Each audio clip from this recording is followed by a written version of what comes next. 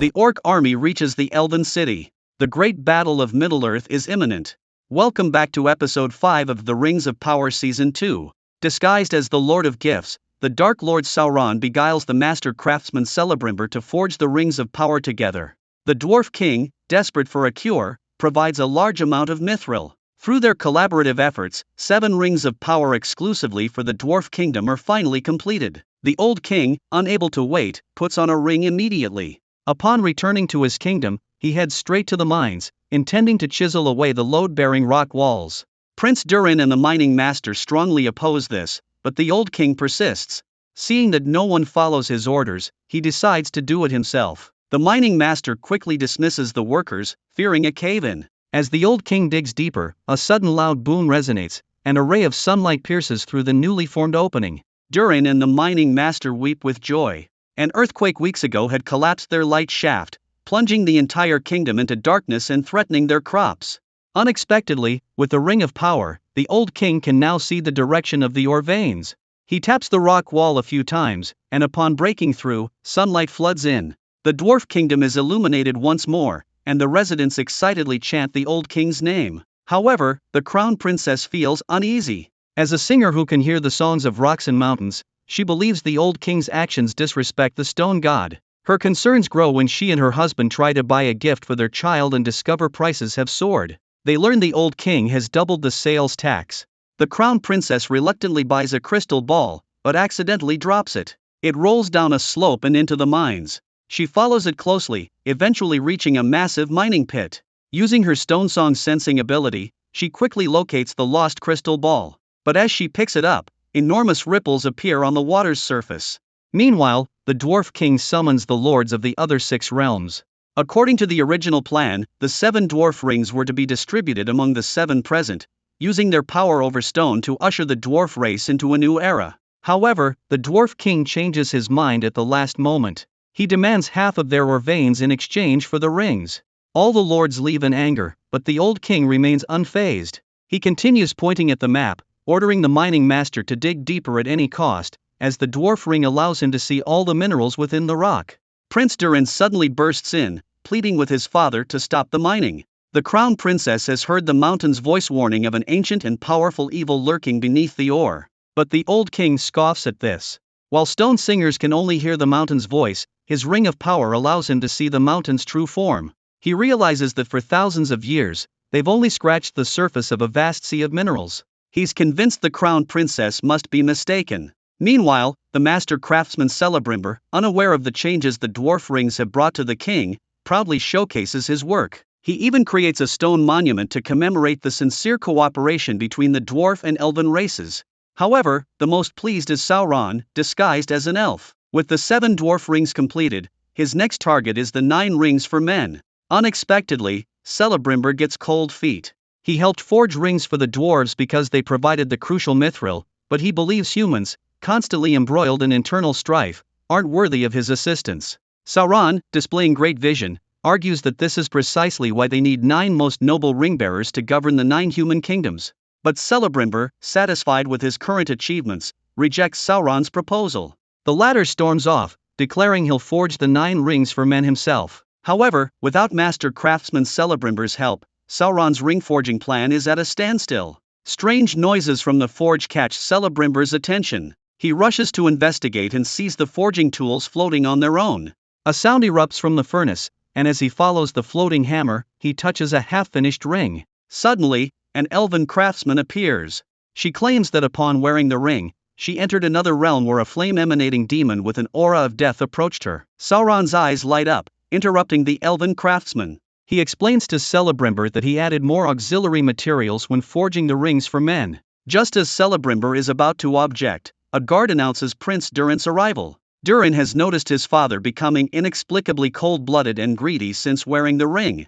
Before forging the rings, the Old King had promised to share them freely with the 6 lords. Celebrimbor insists that the dwarf rings were forged identically to the elven rings and couldn't possibly be flawed.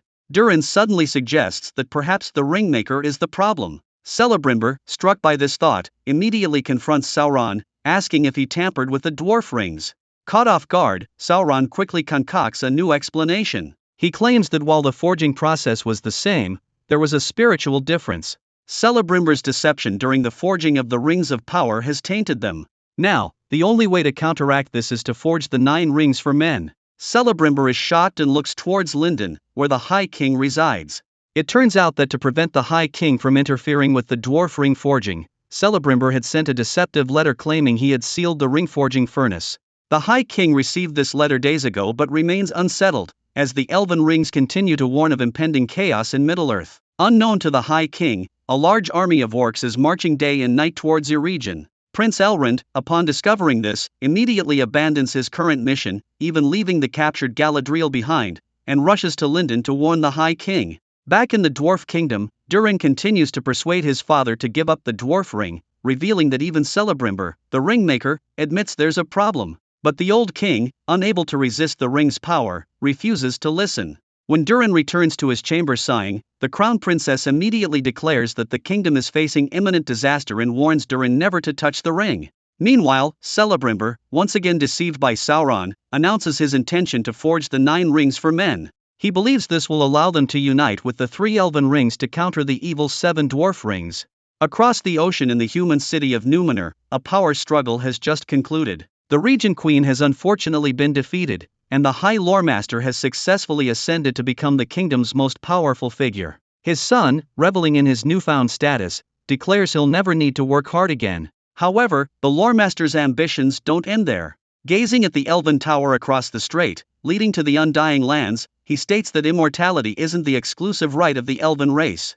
The Regent Queen is now under house arrest in the kingdom's tower. The naval commander, Elendil, is discontent. He tells the queen that many soldiers outside are still loyal to her, and if she gives the order, they will help her reclaim the throne. However, the Regent Queen declines, explaining that she no longer sees the prophecy of the kingdom's destruction in the Palantir. Perhaps the High Loremaster's ascension will lead the country down a different path. Although Elendil strongly disagrees, he promises the queen he will try to remain restrained. What they don't anticipate is that while they're not looking for trouble with the High Loremaster, trouble comes looking for them. The kingdom's navy undergoes a major purge, with all soldiers loyal to the queen stripped of their positions. Even Commander Elendil isn't spared. The moment he hands over his sword, he becomes a mere commoner. That night, Elendil leads the discharged soldiers in prayer for their fallen comrades. Suddenly, the prince bursts in with his men, declaring that the new king has ordered the temple to be sealed. Elendil, gritting his teeth, prepares to leave with his men when the old priest insists on straightening the deity's statue before departing.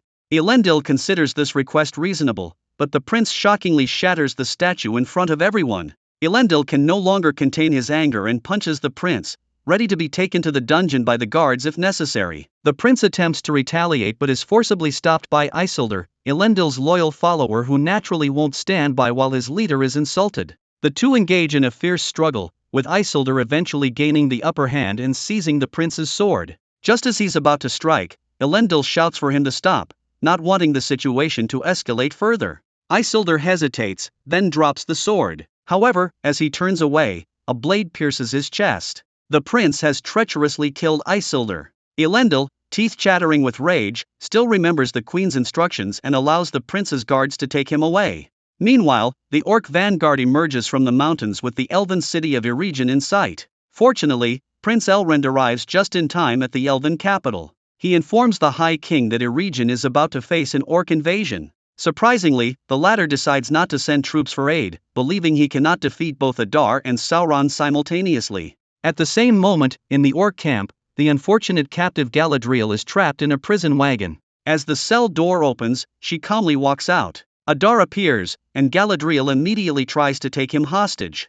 However, Adar remains unruffled, suggesting they should join forces as they have a common enemy. This concludes the content of Episode 5 of The Rings of Power Season 2.